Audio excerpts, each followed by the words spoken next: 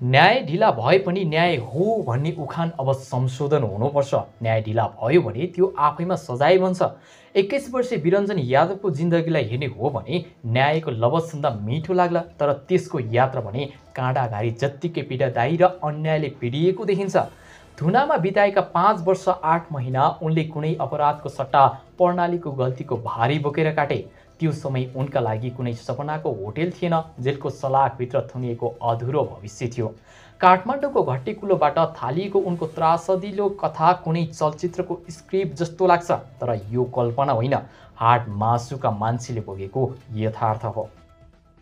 वीरगञ्जका बिरञ्जन, जसले छात्रवृत्तिमा BBA पढ्दै थिए, उनी पढाइमा अब्बल थिए। पढाइको फल जेल हो भन्नुपर्ने परिस्थिति कसरी सिर्जना भयो त्यो थाहा पाउन पुरा भिडियो हेर्नुहोला।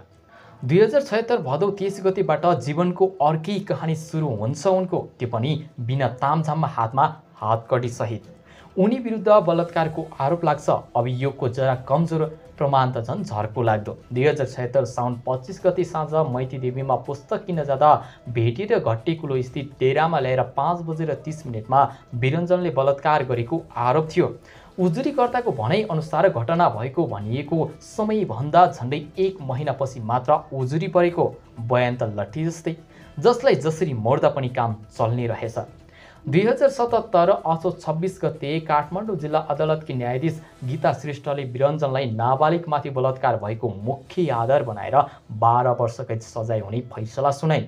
त्यसपछि उच्च अदालतका न्यायाधीशद्वय सुभाष पौडेल र नरिसिवर भण्डारीले 2078 फागुन 26 त्यो सजाय घटाएर 7 वर्ष कायम गरे।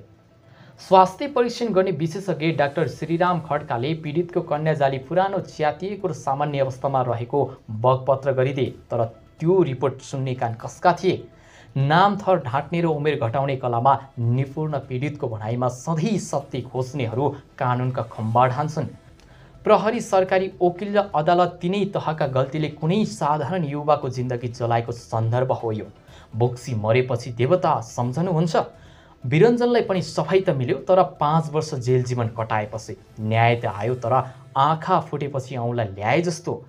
सर्वोच्च अदालतका न्यायाधीशद्वय तिलप्रसाद श्रेष्ठ र बालकृष्ण ढकालको संयुक्त इजलासले उनलाई सफाइ दिने फैसला गरेसँगै उनी 2082 जेठ 2 गते रिहा भए। त्यति बेला फैसला गर्ने न्यायाधीश गीता श्रेष्ठको इजलासले सिधै 12 वर्ष कैद ठोकिदिँदा महिलावादी कानुनको दुरुपयोग भन्दै चिच्याउनेहरूलाई पनि बोल्ने ठाउँ मिलेन। उच्च अदालतले सजाय घटायो, तर घटाए पनि 7 वर्ष। मानव दुधमा झारेर फर्काइएको घिउ हो। त्यसपछि सर्वोच्चको होस आयो। सत्यको चस्मा लगाएर हेरेपछि बिरञ्जन निर्दोष साबित भए। न्यायको रथ घस्रिन्छ, पीडित र निर्दोष दुवै किचिन्छ भन्ने अर्को उखान यहाँ खप्पिस बन्न सक्छ दर्शकबिन। पीडित भनिएकी किशोरीले न प्रमाण दिन सकिन्, न त आफ्नै उमेरको यथार्थ देखाउन। शैक्षिक प्रमाणपत्र र जन्मदत्ता दुवैमा फरक देखिँदा समेत प्रहरी प्रशासनले ओधिन्ने काम गरेन। यसलाई के भनौँ? लापरवाही, असक्षमता कि नियतकी खोट? बिरञ्जनका बुबा वीरगञ्जको नेसनल मेडिकल कलेजमा चालक। उनीसँग कानुनसँग महँगो पाना किन्ने सामर्थ्य थिएन। यति बेला निःशुल्क बहस गर्ने अधिवक्ता डाक्टर गजेन्द्र अर्याल देवदूत बनेर देखा परे उनको लागि। अझैसम्म कानुन न्यायको होइन, पहुँचको खेल बन्ने प्रवृत्तिमा यो एउटा सानो आशाको बत्ती थियो। अब प्रश्न उठ्छ, यी 5 वर्ष 8 महिनाको क्षतिपूर्तिको हिसाब कसले गर्छ? जेलभित्र बिताएका 2120 दिन कसको जिम्मामा जान्छ? राष्ट्र जसले गल्ती गर्यो, अदालत जसले ढिलो न्याय दियो, प्रहरी जसले प्रमाण पुष्टि नगरी मुद्दा दर्ता गर्यो, कि त्यो किशोरी जसले आफ्नो उमेर र नाम ढाँटेर निर्दोषले दोषी बनाए?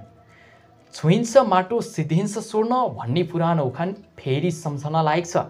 बिरञ्जनको जस्तो जीवनमा दाग लागेपछि त्यो मेटिन्छ भन्नु कानुनी कागजको कुरा हो, तर समाजको दृष्टिमा त्यो त जीवन्त टाटो हुनेछ। अब उनी वीरगञ्ज फर्किएर के पुनर्स्थापित हुन्छन्, कि समाजले उनलाई अँगाल्छ, कि फेरि कानुनी सफाइ पाएको मान्छेलाई पनि त्यो हो नि भन्दै औँलो देखाइन्छ? यस्तो अन्याय अन्तिम होस् भन्नु आशा हो, तर ग्यारेन्टी छैन। कानुनको काँधमा झुन्डिएको तराजु अझै सन्तुलन खोजिरहेछ, तर जबसम्म त्यसको एक पल्लामा पहुँच अर्कोमा गरिबी हुन्छ, न्यायको नाममा केवल प्रतीक्षा भाडिँदै जान्छ। यहाँ ठुलालाई चैन र सानालाई ऐन हुन्छ। न्यायको यात्रामा ढुङ्गा मात्र होइन, काँडाहरू पनि छन्, तर यदि ती काँडाहरूले कसैको जिन्दगी नै लथालिङ्ग बनाइदियो भने त्यो न्याय होइन, सजायको सजावट हुनेछ। थुनामै बसेर बिरञ्जनले काठमाडौँ जिल्ला अदालत, उच्च अदालत पाटन र सर्वोच्च अदालतमा मुद्दा लड्नु पर्दाको कथा दर्दनाक छ।